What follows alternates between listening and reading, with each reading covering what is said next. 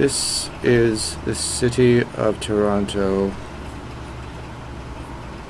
View from a window.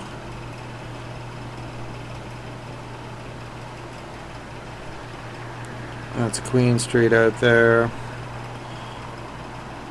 It's about 6:30 in the morning.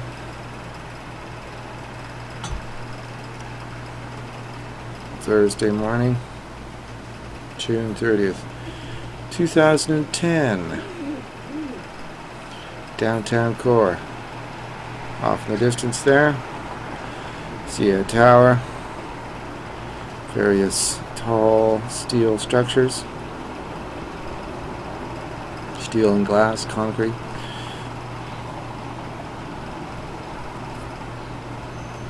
Just wonder, you know, I mean, we build these buildings and we pave these roads. You can see those wires out there, the transmitting information of some kind, electricity. We have this infrastructure which we call modern society. State of technology, our state of awareness of ourselves, the world, is reaching a point where we, in so many ways, can't really hide anymore. Where do you go? And I mean, that's true on all sides, and it's true for the individual, but it's also true for the greater powers.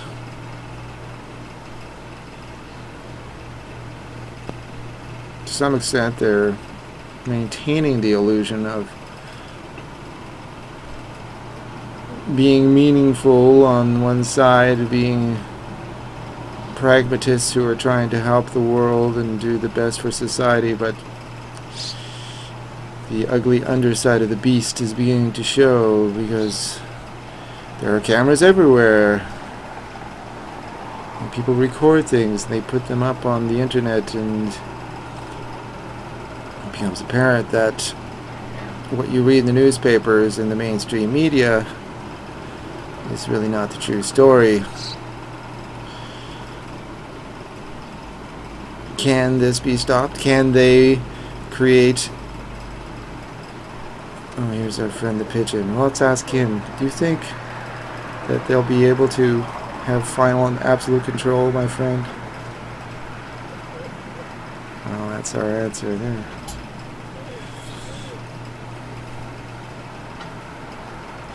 Pigeon apparently has a magnetic sensor on its beak. That's why they're capable of locating... I mean, the carrier pigeon is able to find its way around because of this magnetic device naturally given to it.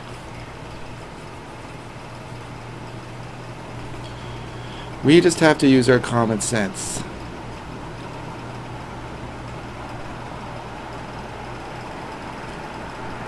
Half of this picture is ground, the other picture half is the sky. The sky points out at infinity. The ground, well, we don't know what's going on under there. It's been foretold that the molten lava and depths of the earth is home to this big red ugly guy who causes all these disturbances that we have to live through up here on this side, stuck between the heavens and hell. Here we are, using our technology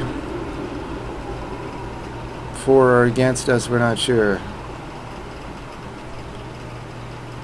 The real point of this rant, though, is it seems apparent that this is a crime scene we're looking at here. Because over the weekend, the streets were lined with police. They were everywhere. I mean, just this, you saw them patrolling up on bicycles, on horses, riding by in, well, not streetcars like that one, but in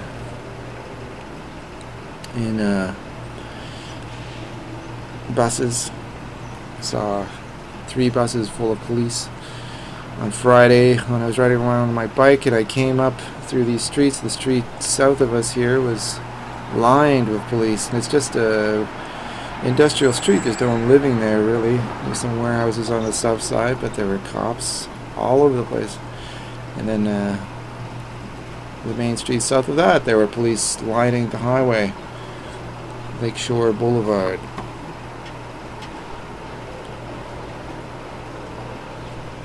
Apparently a cost of $1 billion, all this stuff.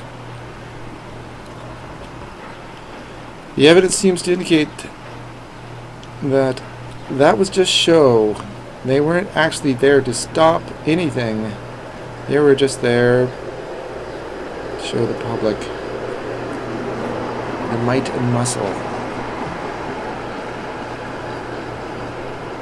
And you see the evidence now on YouTube coming to surface that the actual riots that occurred in downtown Toronto were not real protesters. They were in fact undercover cops or any number of individuals conscripted, hired by the police to carry on as protesters in order to send the message to the world that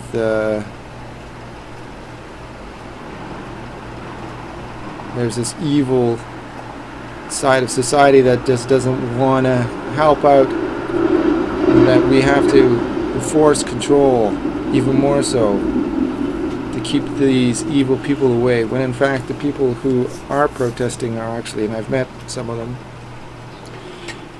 thoughtful individual people, peaceful people who just want to enact change on a meaningful level. And so they have to deal with this manipulation from the machine, the great machine that is controlling the world from behind closed doors in these towers. I'm a spiritual seeker myself. I really believe that if any change for good is to happen in this world, it's got to come from a higher source, from a deeper source from within. I really don't think that fighting fire with fire is going to help. And I think a lot of those protesters think the same thing, and that's why they're peaceful protesters. You do have to say something. You have to go out there and make a meaningful move. Nothing's going to happen if you just sit behind closed doors and twiddle your thumbs.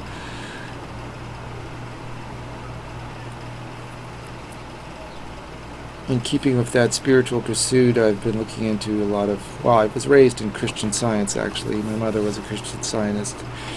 And I take a look at a lot of different spiritual speakers from all the different religions. I mean, if there's a God, he's a God for everyone.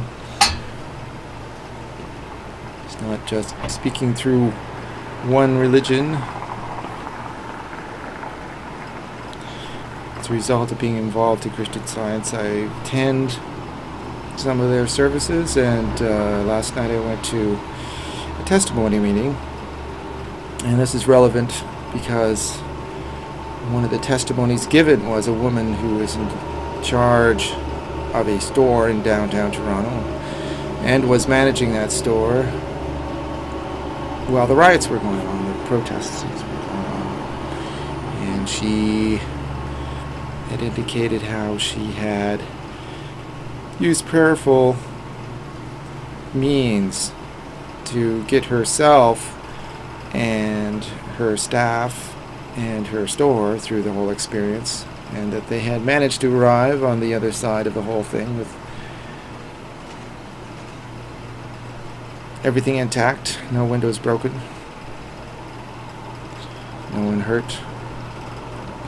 But probably more relevantly to this little speech I'm giving is that she was rather dumbfounded when the worst, in the thick of things, when the worst was going on down there.